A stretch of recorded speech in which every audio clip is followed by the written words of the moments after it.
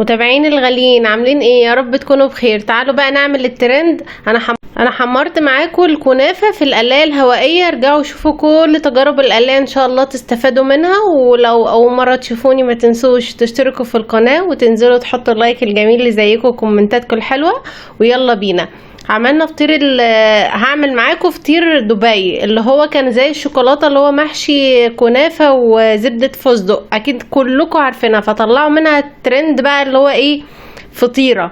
فحطيت كيلو دقيق عليها معلقتين سكر مع معلقه ملح. وحطيت الميه بتاعتي. بدات ازود الميه لحد ما اتعجنت معايا زي ما انتم شايفين.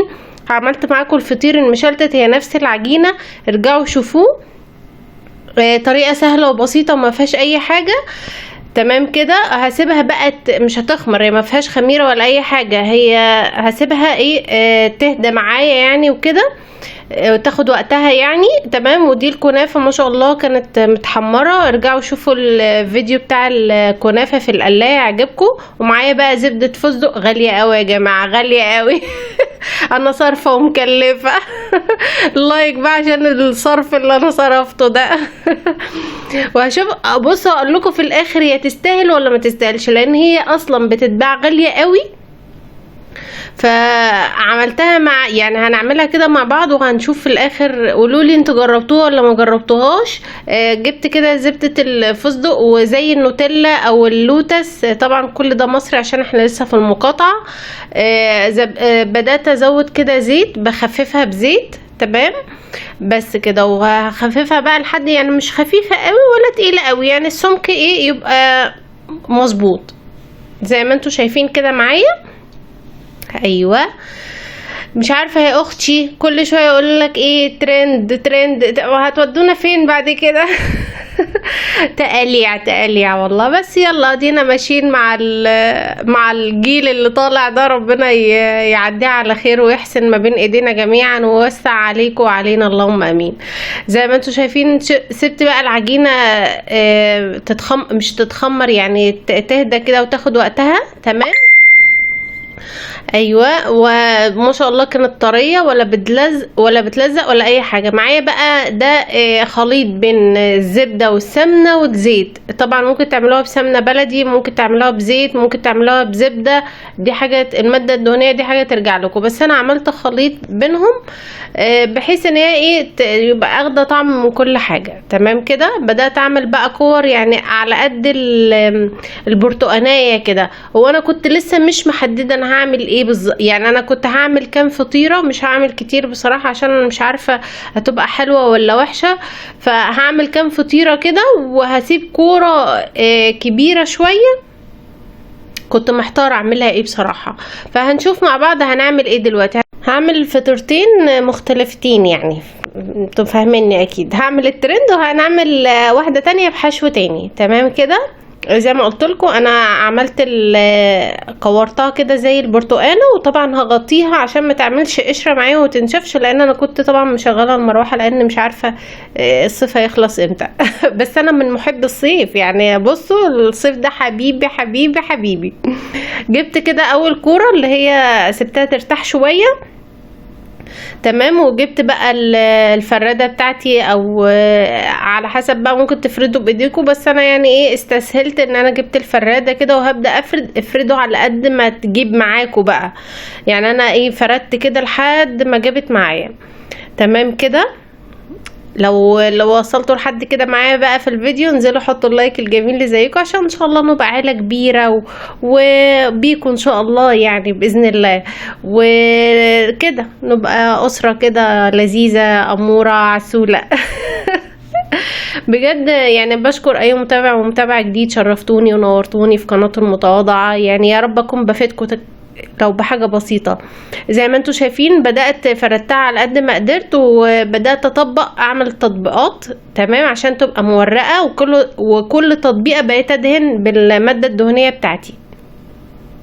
هفرد برضو كل بقى العجين اللي معايا هعمله بنفس الطريقة. تمام كده. زي ما انتوا شايفين كل تانية بقوم دهنها المادة الدهنية. ايوه. بس كده. هعمل لها تطبيقات على قد ما اقدر، وهسيبها برضو ترتاح لحد ما اخلص بقيه العجين بتاعي. جبت بقى هنا الكنافه بتاعتي، اخدت حبه. بصراحه انا ما كنتش هعمل يعني مش هعمل عجينه كلها كده. وجبت وكمان زبده الفستق اللي احنا خففناها يعني. تمام. بص انا بتفرج معاكم والله. بس كده. وهقلبهم بقى تقلبتين، يعني هخلطهم في بعض زي ما انتوا شايفين. ممكن تعملوها بالنوتيلا، ممكن تعملوها باللوتس لو انتوا حابين. تمام. وبس. وسبت بقى العجينة ترتاح شوية، وهجيب اول كورة انا عملتها معاكم، هبدأ هفردها على قد ما اقدر. ايوه. هجيب بقى قطع صغيرة. تمام. وهفردها كده على قد ما اقدر عشان اعملها بطانة، عشان اقدر احط عليها الكنافة. تمام. عشان لو انتوا حطيتوا على طول من غير البطانة ديت او من غير طبقة تانية، هتلاقوا العجينة قطعت معاكم والكنافة طلعت منها، فاحنا مش عايزين الكنافة تطلع.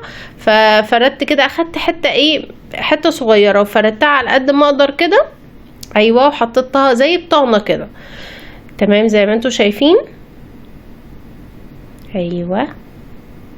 بس. وهبدأ بقى احط الحشو بتاعي اللي هو بقى عملناه مع بعض.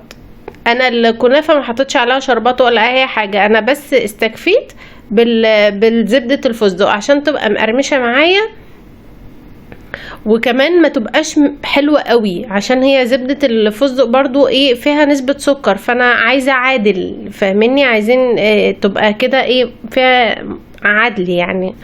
ايوه انتوا فاهميني. بس. وبدات اطبق بقى كده زي ما انتوا شايفين بالظبط. وكل تطبيقه وتطبيقه بحط من الماده الدهنيه بتاعتي.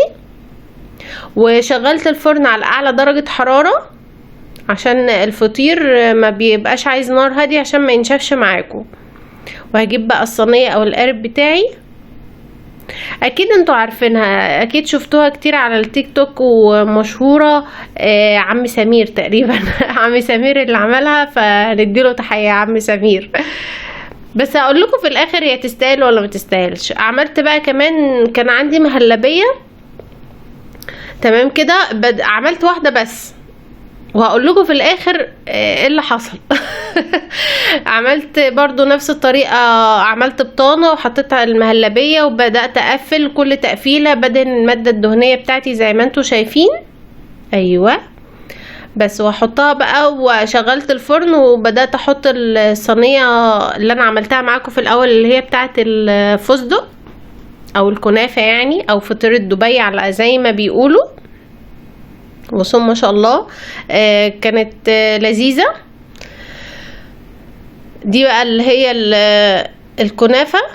تمام. ويعني كله طلع معايا وما بياخدش وقت. لما ما بتتحمر من تحت بحمر الوش زي ما انتوا شايفين. اللي هي بقى بالمهلبية حطيت عليها سكر، ممكن تحطوا مكسرات، ممكن كنتوا تحشوها مكسرات لو انتوا عايزين.